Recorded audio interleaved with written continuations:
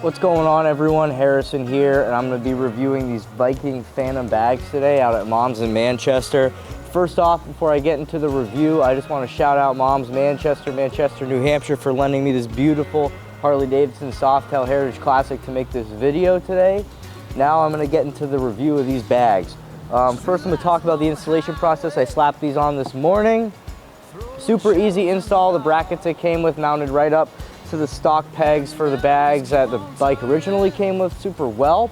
So these came on and off super easy in the install process. Kind of mark them out where I want them to sit. This is the placement I personally like the best, so that's how I mount them up. You can do lower, higher, further back, further forward, whatever really suits you. The latches, super high quality latches on these bad boys. Locking as well, hard-sided locking bag, so if you have anything valuable you need to leave in your bike, you can rest assured knowing that it's safe inside these bags. Another feature I really liked about these is the sunglass holder on the inside of the bag up on the roof. It's always tough finding a good spot to toss either your sunglasses or your clears.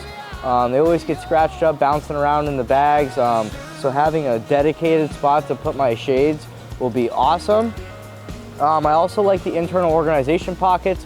Super easy spot to toss a phone. I'm a photographer, so I'm always needing places to toss microphones, GoPros, SD cards. Those pockets are perfect for that. Overall, really great bags. I'm gonna go ahead and toss my helmet on, and we're gonna go see how they look going down the road.